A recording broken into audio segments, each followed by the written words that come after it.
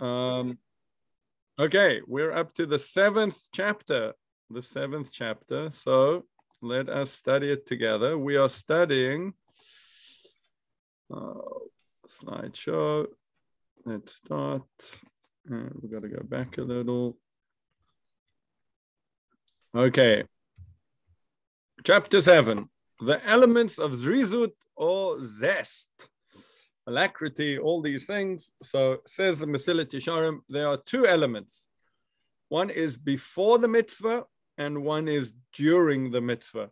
So before, the message is don't delay. If a mitzvah comes your way, like we discussed last time, as an introduction for Pesach, he actually brings that whole midrash over here. If a mitzvah comes to your hand, don't delay, don't make it chometz. Just do it. Just do it.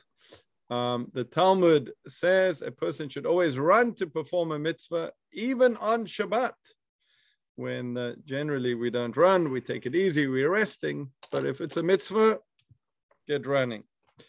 And there's this wonderful book, I think I mentioned it a few times actually.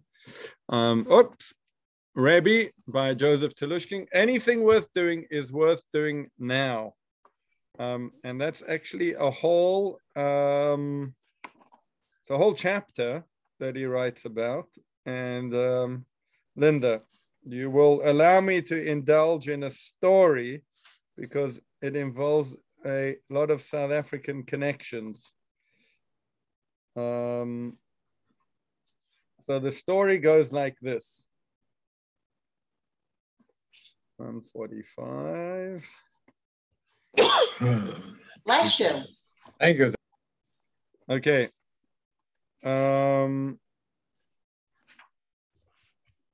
Okay. Rabbi Shabsi Katz, who is the rabbi of the Ilovo Chabad. I don't know if any of you are familiar with Rabbi Katz, but anyway, lovely man. And one of his jobs was that he was the head Jewish chaplain for the South African Department of Prisons. So he was a prison chaplain, a Jewish prison chaplain. And he came to visit the Rebbe in December of 1978. And he was telling the Rebbe about his work and how many of the incarcerated Jewish people in South Africa were for political offenses, and their conditions were a lot harsher than that in the United States. They actually were held in very bad conditions. And that the only holidays on which Jews were excused from labor were Passover, Rosh Hashanah, and Yom Kippur. And for the first two, for Passover and Rosh Hashanah, the chaplain was allowed to bring them special Yontif food. What about Hanukkah? Asked the Rebbe. Are they permitted to light Hanukkah candles? To which Rabbi Katz said, no, they were not. Do you realize how much a little bit of light would mean to a person incarcerated in a dark cell? How important it would be if he could light the candles? Can't you arrange for the prisoners to light Hanukkah candles? Was the question of the Rebbe. So Rabbi Katz promised that when he returned to South Africa, he would start negotiating with General Sefton, the religious director of prisons, to ensure that the following Hanukkah, Jewish prisoners would be permitted to light candles. What about this Hanukkah? Asked the Rebbe. Katz was taken aback, as it was now only a day before the holiday, and he was in New York. So he explained to the Rebbe that there was nothing he could do for this one. And the Rebbe shook his head and said, no, you can do something. So he said, when you finished my meeting, go make some calls from the office next door. So Rabbi Katz said, Rebbe, it's the middle of the night in South Africa. It's maybe 3 or 4 in the morning. So the Rebbe answered that that's precisely the right time to call, because when this general would get your phone call, he would understand the importance of the issue. Well, he had to be a believer. So off Rabbi Katz went, and he called his secretary. He woke her up. He got the number of the general's home phone, and he called him in the middle of the night, explaining he was calling from in the United States. He had just met with the Rebbe. He explained a little bit about who the Rebbe was, and told him that it was important that the prisoners be allowed to light Hanukkah candles. To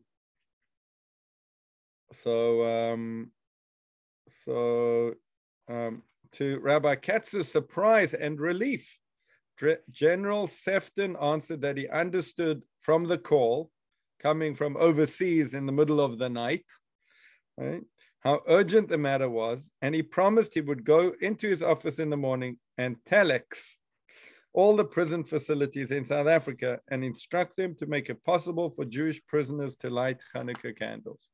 And that was in, when did I say? 1978. The following morning, when the Rebbe came to the Chabad headquarters, 770 Ocean Parkway in Brooklyn, Rabbi Katz was waiting for him in the foyer with the pleasure of telling him how successful the mission had gone. The Rebbe had a big smile, and he said, "Come see me after prayer service." He did that, and the Rebbe explained, "Well done, and you should know in New York, which is the state with the largest Jewish population of Jewish prisoners, they were not allowed to light Hanukkah candles either. And would you like to try to do something about that?" So yes, Rabbi Katz from South Africa, right? So he's like, "Rebbe, it's now December 24, and Hanukkah happened to be on December 25 that year. What do you want me to do? I know nothing. I don't know where to start." So the Rebbe told him to go to a certain Rabbi Hecht's office, because Rabbi Hecht knew about the situation and was working on it. And basically,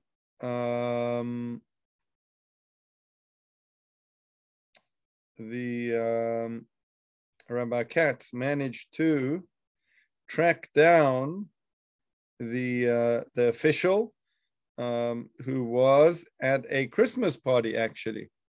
And when Katz explained that he had been able to work out the matter with the prison official in South Africa, a country that was known to be quite repressive, the official concluded that he could do so in New York as well.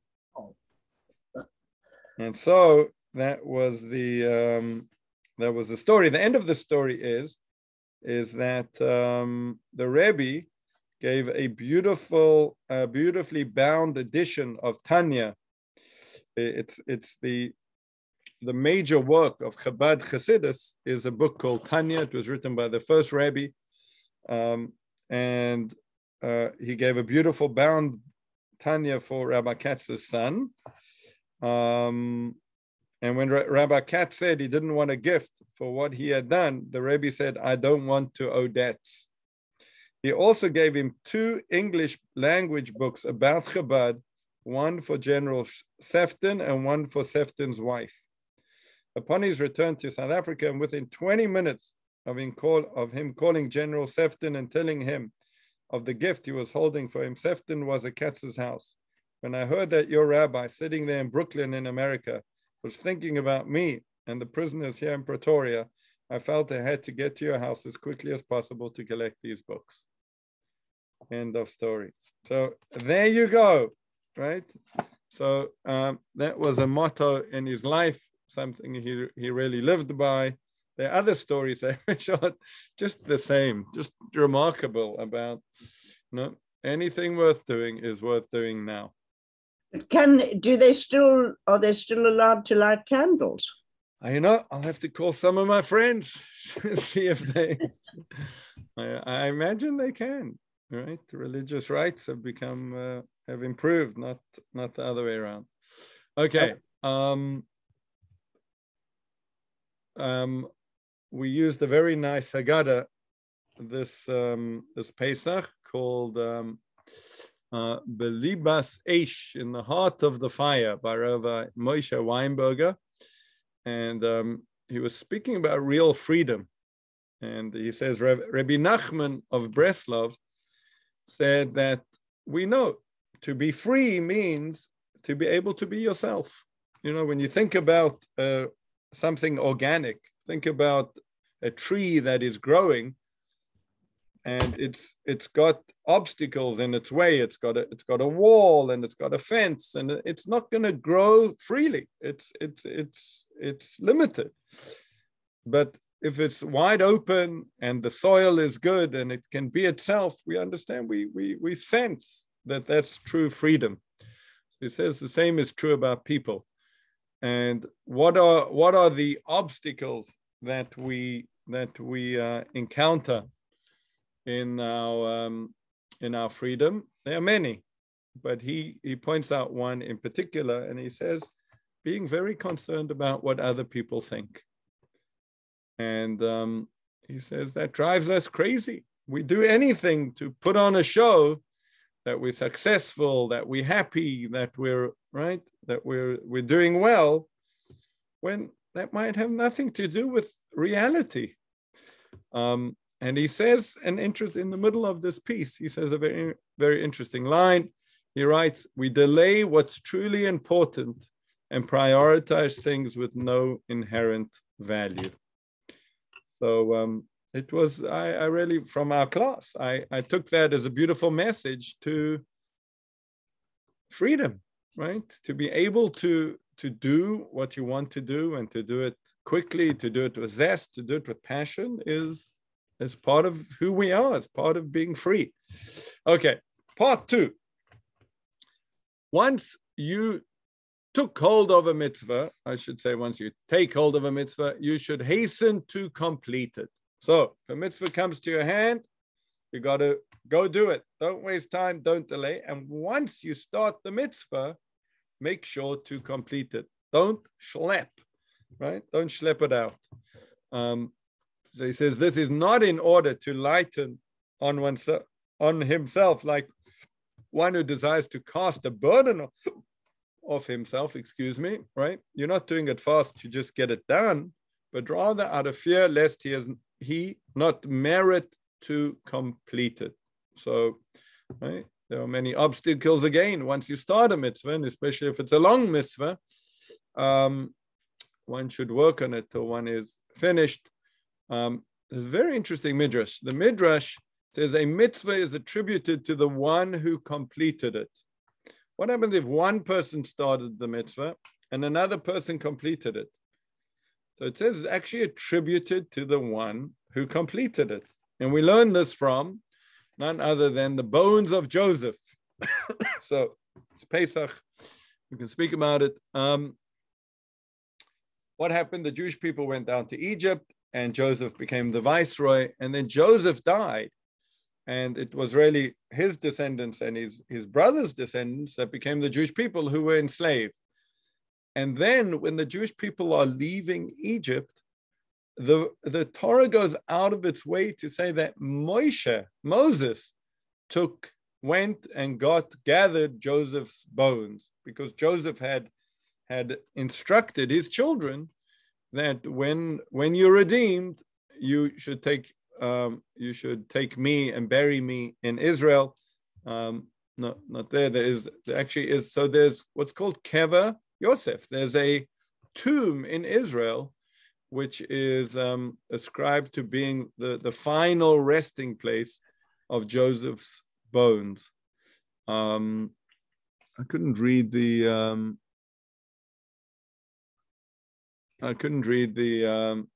title, but I imagine this could be either the final place or Moses instructing the people at the time to take the bones and make sure they're taken with the people. Yeah, it's probably Moses, because he's got his little his horns, right? It's always portrayed as because of the light shone from his face.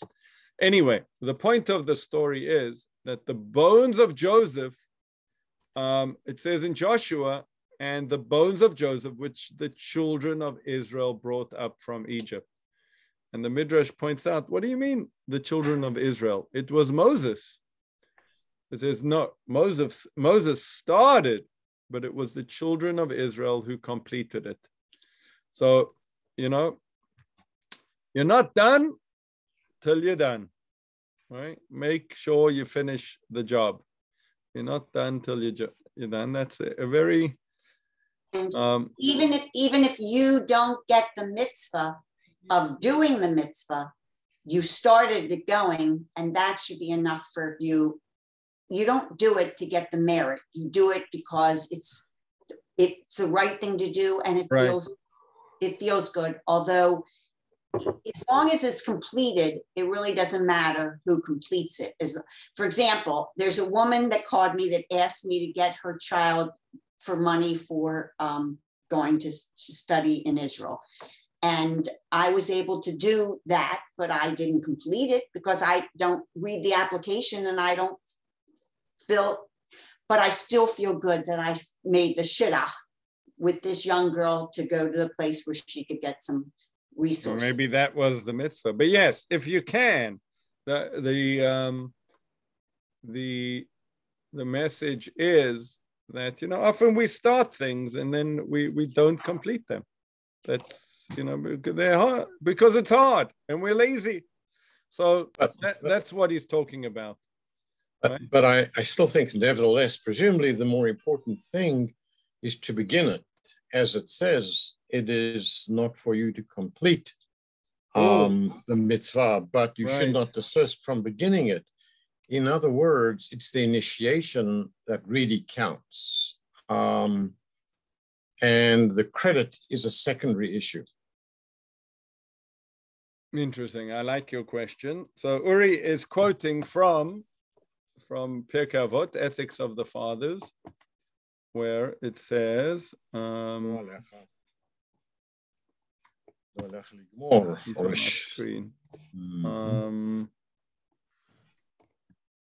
right, where it says over there that, the work is a lot. There is a lot of work to be done. You do not have to complete it, but you cannot desist from starting it. So that seems to give a bit of a different... Correct. But I think they're not at odds. They seem contradictory, but I don't think so. I think the impulse and the initiative is what really counts. The credit is an accounting device in some sense. But I think what Rabbi's trying to say is that you shouldn't start it and drop the ball. That's the difference. Whereas what you and I are saying, Uri, is that as long as we start it, we don't have to finish it. Correct. Yeah, I don't think you say, well, I think it's dependent on, I think that a few things, meaning if it's dependent on you, and the reason it's not being done is because you and your laziness. Right. So that's the message over here. Remember, you're not done till you're done, right? Finish the job. There are many people, including yours truly, that can start things, and you start a project and you say, you got a bit of energy, and then you realize it's hard. So what do? You put it down. So don't put it down. Keep on going and finish the job.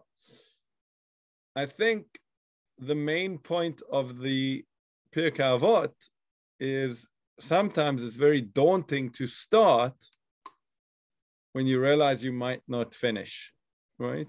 So, I've got to be a righteous person. I've got to, do all these mitzvot. And so on that, the advice is be careful. You might not be able to finish it all, right? But even if you can only get halfway up the mountain, you have to do that. So I think some of the times I think that the one way to put it is that people worry they can't start because they worry about the finishing, and you're never going to finish if you don't start. So start it and then try and finish it. But starting is important. Right. You need to get over that obstacle, right? Just to start. And once you start, realize that there's another obstacle, and that is that you need to complete it. Okay, excellent. And it can be overwhelming to look at the whole thing, but if you just do a small portion, it gets you going, and then you finish that portion, you go to the next portion. So if you do it in increments, it's easier to, you know, feel good and feel like you're getting somewhere. Yeah, I know someone who started to keep Shabbat later in life, when they already had a family, and it was not easy. You know, it's a big lifestyle change. But I think what they did was they decided they would do 2 hours. 2 hours on a Friday night. They decided, you know, from the time of candle lighting for 2 hours, that was their Shabbat. They weren't going to make phone calls. They weren't going to watch the TV. You know, they would have Shabbat the way. And it took them a while, but, you know, after a few weeks, they were like, okay, 2 hours, we can do 3 hours. This is fun. And then 4 hours, and then, you know, slowly. And then they, eventually they, you know, were able to get into the groove and find it easy to keep the whole of Shabbat. So, you know, we all have to think like that, right? It is very daunting to take on something, and some things are bigger than others. So yes, start. You don't have to finish, but you got to start. And then once you start, so then you have to plug this in and say, okay, let me try finish. It's quite a lot of wisdom, right? To balance it all, and to, especially when you got other people around. Okay.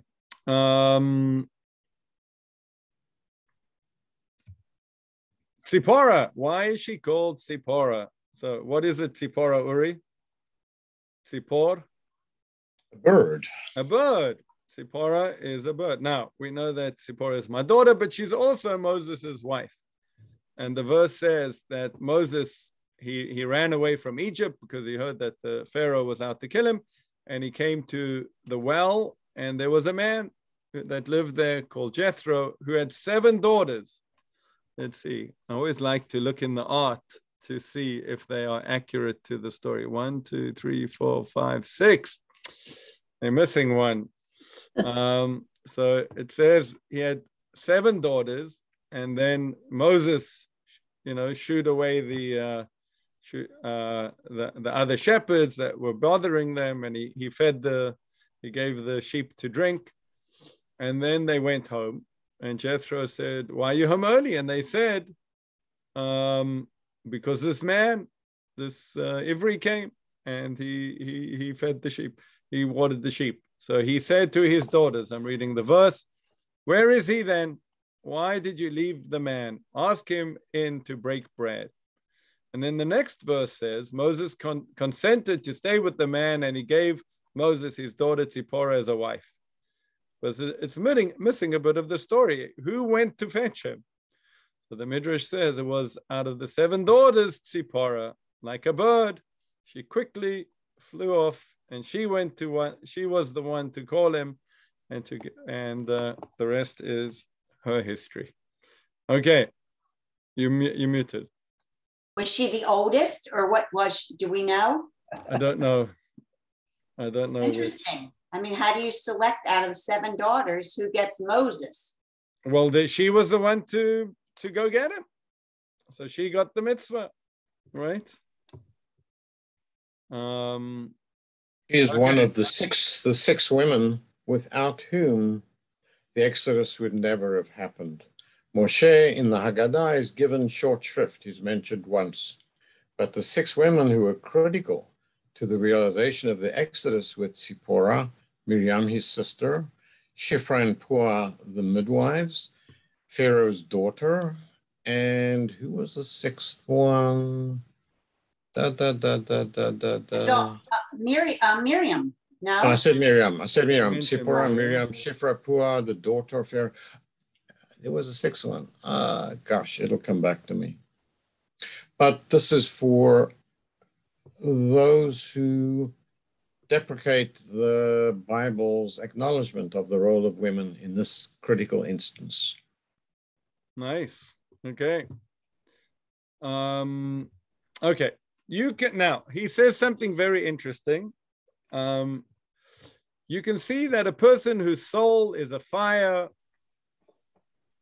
in the service of his creator certainly will not become lazy in doing the mitzvot. Meaning that if we would think, someone who acts with alacrity, someone who's got zeal and zest, we would look at them and say they're very passionate about what they are doing, right? Where's it coming from? Where's the impetus for this energy? So it's the inner passion. You have to be passionate. And he speaks actually in the book at length about this, about that's the most important thing. The most important thing is that you develop an inner passion. But he says something very interesting. He says, so too the opposite. Jill, I want your psychological take on this. So too the opposite. Acting with zeal leads to an inner passion of the soul, right?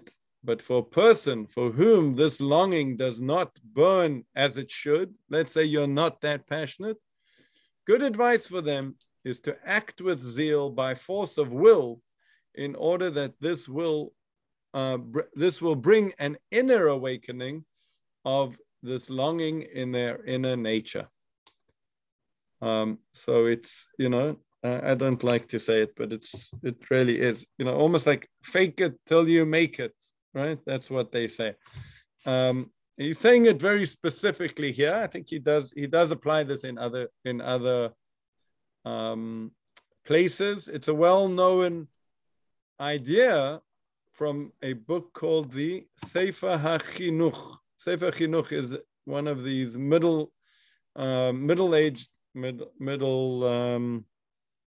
Ages books, which we don't know who the author is. It was written anonymously, but it became a bestseller. And what he did was he picked out the mitzvah in every parsha and spoke about it. And actually, it's very topical, right? He says, why are there such a plethora of mitzvot dedicated to the Exodus? After all, in addition to listing above all the Pesach ones, Shabbat, all the festivals, Sukkah, Mezuzah, the recitation of the Shema, are all rituals that we say, Zeicher li'atziat Mitzrayim. It's to recall the leaving of Egypt. He asks, would a single commemorative ritual have not sufficed to preserve the memory of the Exodus?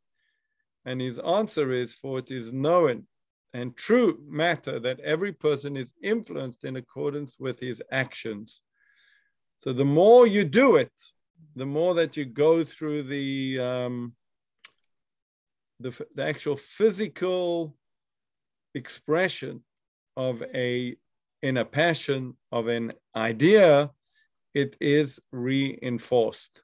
It's reinforced, and you internally start to believe in what you are doing. That's what the sages said. Whoever has a mezuzah at his door, sits it on his garment, and tefillin on his head is assured he will not sin. So, it's a circular arrangement. Our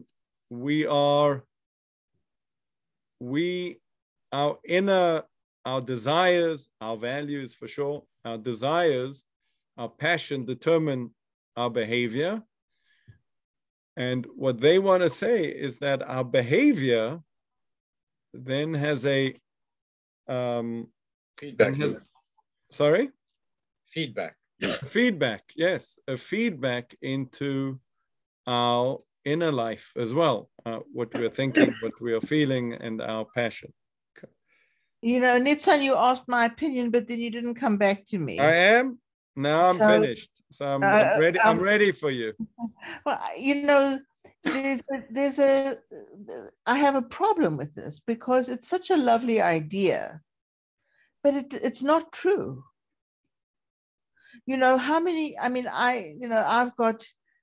I've got very observant members in my family who are self-righteously observant. And yet I see them doing and thinking and saying mean, horrible things. So, Okay. you know, just because they're wearing tzitzit and kippot doesn't mean that morally they are any better than somebody who isn't. Okay, that's challenging. You never know. Maybe they're better than they would be, right? look on the bright side. I like that. That's lovely. Okay. Yeah, it is. I don't know if I could say what, but it definitely is not the only thing, right? You need both. Other comments? Anyone else want to? I was going to say that irrespective of Jill's particular story, I think the general principle of cognitive behavior therapy, which is what we're talking about, which the Bible is the original source book for, you behave in a certain way, it influences the way you think. I think that principle can still hold, Jill. The Jews said, now seven is Shema, when they were asked about receiving the Torah, we will do, and then we will listen, implying that principle was what was working. Yeah, you know, I think you and I often land up at this place of disagreement. We do. And we're back there. So I think we're just going to have to disagree. Well, I have something we can all agree about. So before I studied for did you sneeze, Susan? Oh, well, okay. Bless her anyway. Bless you, Susan, bless you. Oh, okay. Oh, it's a little cough, a little cough. Anyway, before I started studying with Rabbi Bergman, I studied with a woman named Aviva Weisbord, and she was amazing, Oliver Shalom. But she gave me, which I keep on my desk and look at every single day, do it with passion or not at all. And I think that that's what the rabbi's trying to say is, and what I say when I speak about whatever I'm speaking on, when I speak, is if you don't have passion, go find something you feel passionate about. Because if you don't have the passion that burns within you, regardless, okay, you know my quote, it doesn't matter how much you say, it's the passion that people remember. When you speak, only 7% of the words you're communicating only 7% comes from words. The rest comes from your body language. The rest comes from the way you portray yourself. The rest comes from your relationship that you're having with the person. Like I can look at Uri and see him shaking his head. That is connection. So if you don't have passion, then look at Rabbi Nitzan Bergman. If he didn't have passion in what he does, why would he be standing here talking with us who really, it's because he cares so much in teaching. Oh, Rabbi Bergman, do you know Leah was very sick? Leah Wachowski. Yeah, how is she? She's better. Okay, good. Thank you for telling me. She was in the hospital, just so you know. Yeah, I did know that. Thank you. Jill, for what it's worth, there is data on this point. Pew Research surveys religious, among other things, behaviors of religious and non-religious people. And on the whole, religious people are more, quote unquote, moral, give more to charity, are less likely to say mean things, et cetera, et cetera, et cetera. So based on huge samples, the evidence suggests that religiosity influences your behavior.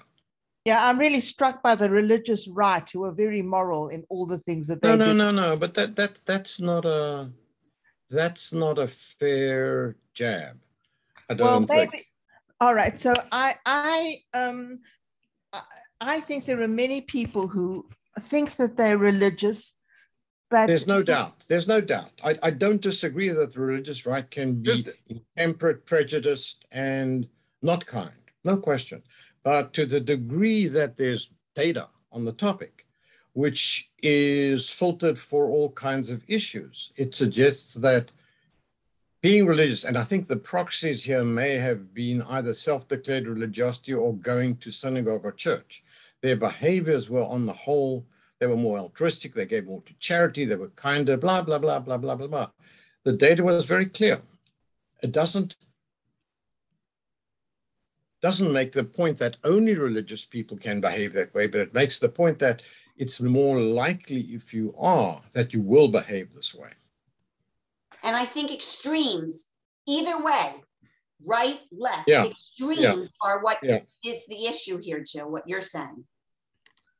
Well, why don't we go on? We're not going We're not going on. Just by the way, Jill, the fact we are learning Mussar, right? So apparently this is a picture. I'm not sure about the validity of it. We can see it. Yeah, wait. I cannot show you my office because it's Pesach and everything got put in my study. That would be. We can't read it. Oh, there it is. There it is. Oh, yes. That's meant to be Rav Yisrael Salanta. What We an got ass. it.